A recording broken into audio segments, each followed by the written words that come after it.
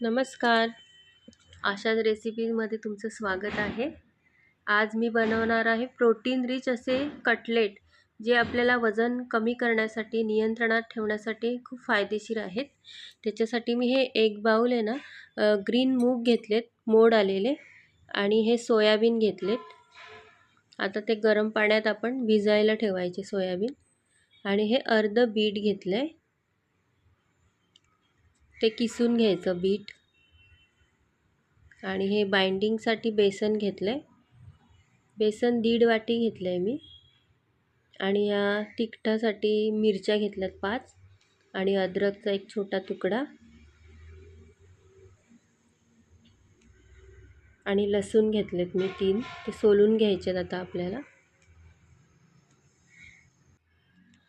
आणि हे कोथिंबीर घेतली आहे.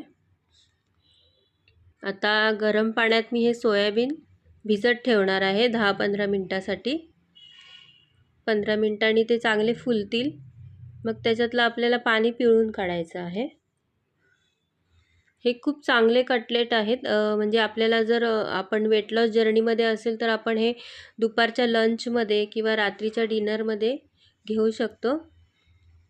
आणि चपाती वगैरे एकदम स्किप करून टाकायची आणि हे कटलेट खायचे दुपारच्या जेवणात दह्याबरोबर, किंवा आपण पुदिन्याची चटणीही बनवू शकतो, त्याच्याबरोबर पण छान लागतात.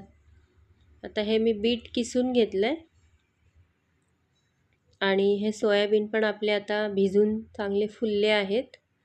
आता त्याच्यातलं आपण पाणी काढायचं आहे. हे मी पाणी पिळून काढते.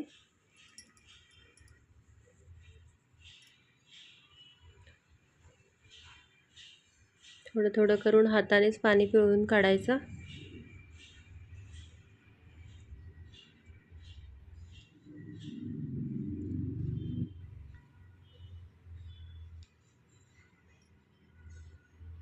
आता हे मिक्सरला बारीक करायचे. मी आधी सोयाबीनच मिक्सरला त्याची पेस्ट करून घेणार आहे. त्याच्यानंतर मग बाकीचं मी त्याच्यात मिक्स करणार आहे.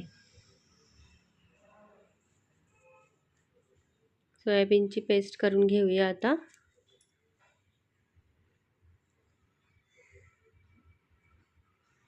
झाली आहे सोयाबीनची पेस्ट. आता त्याच्यामध्ये हे मी हिरवे मूग टाकते. तुम्हाला जितके लागतील तेवढं टाका तुम्ही. आणि किसलेलं बीट आहे, हे नंतर तुम्ही टाकलं तरी चालतं. मिक्स म्हणजे पेस्ट नाही केली तरी चालते. ॲक्च्युली किसलेलेच आहेत, पण तरी पण मी ह्याच्यातच मिक्स केलं. आणि ह्या 5 मिरच्या, आणि लसूण, आणि अद्रक, आणि हे 1 चमचा जिरं घेतलं आहे.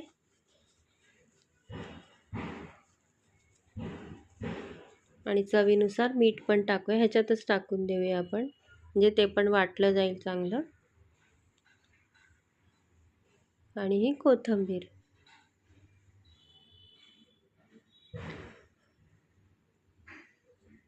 तुम्हाला माझे व्हिडिओ कसे वाटतात रेसिपी, तर मला तसे कमेंट करून सांगत जा.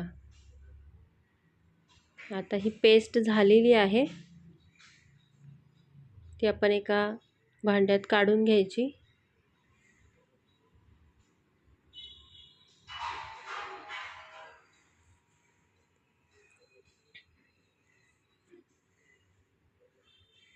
आता ह्याच्यामध्ये आपण बेसन टाकणार आहोत.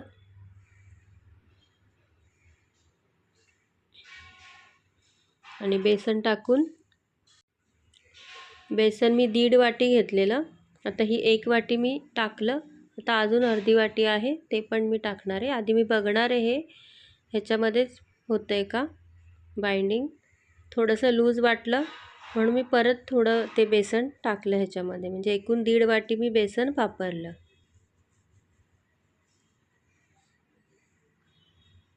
तर हे चांगलं मिक्स करून घेऊया. हे मी अजून घेतलं बेसन, ते पण मिक्स केलं.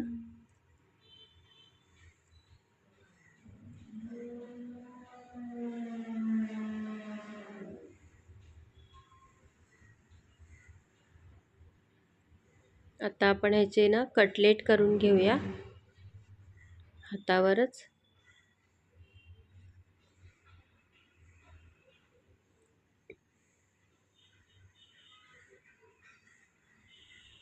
हे खूप प्रोटीन रिच कटलेट आहे. त्याच्यामध्ये भरपूर प्रोटीन आहे. मुगामध्ये प्रोटीन आहे, सोयाबीनमध्ये आहे. बीट तर खूप हेल्दी असतं आणि अजिबात तेलामध्ये आपण हे फ्राय करणार नाही आहेत. थोडंसं तुपामध्येच आपण शॅलो फ्राय करणार आहेत. म्हणजे हे खूप हेल्दी कटलेट आहेत. लहान मुलांच्या टिफिनला सुद्धा तुम्ही देऊ शकता.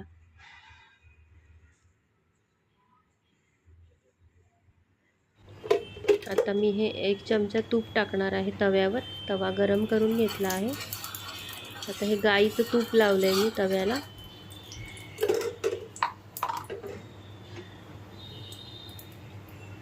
तुम्ही वेट लॉस जर्नीमध्ये असाल तर तुम्ही गाईचं तूपच वापरा, शक्यतो ऑइल वापरूच नका. आता हे एक एक करून आपण शॅलो फ्राय करणार आहोत.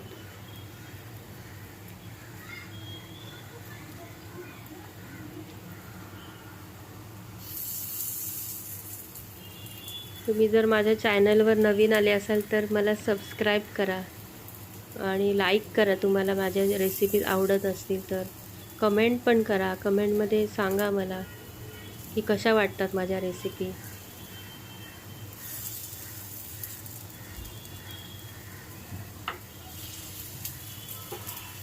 आता हे आपण तूप सगळीकडे पसरवून घेतलं त्या कटलेटला.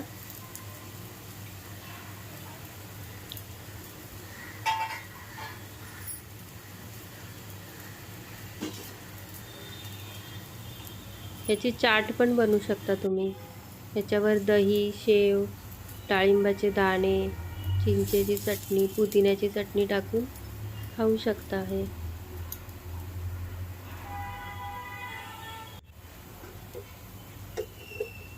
आता हे पलटून घेऊया. एका साईडने झालेत.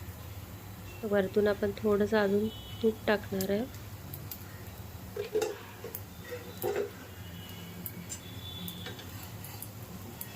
आता हे एक एक करून मी पलटी करून घेतले.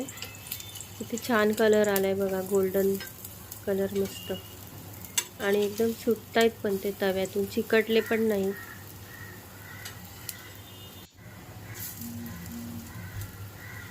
दोन्ही साईडने चांगले शॅलो फ्राय करून घ्यायचे मस्तपैकी. गरम गरम कटलेट आणि थंड थंड दही त्याच्याबरोबर खायचे.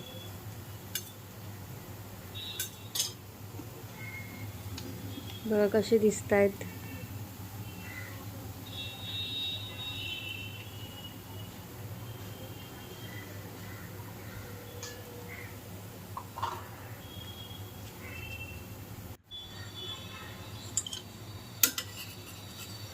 परत एकदा हे शेकून घ्यायचे दोन्ही साईडने.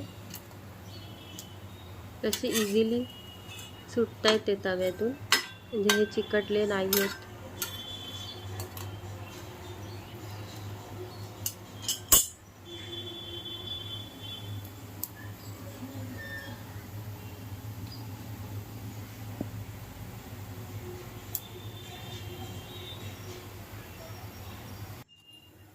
आता आपले कटलेट तयार आहेत. आता आपण हे थंड थंड दह्यासोबत सर्व करून घेऊया.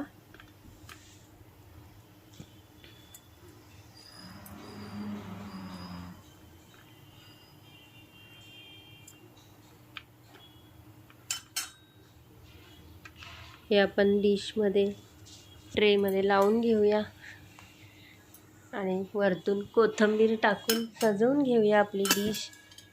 आपले कटलेट, सोयाबीन आणि मुगाचे कटलेट. तुम्हाला कसे वाटले ते सांगा कमेंट करून आणि लाईक करायला विसरू नका. बघा, हे बघून तोंडाला पाणी सुटलं का नाही तुमच्या? तर तुम्ही पण आता घरी जाऊन ट्राय करा, बनवा घरी.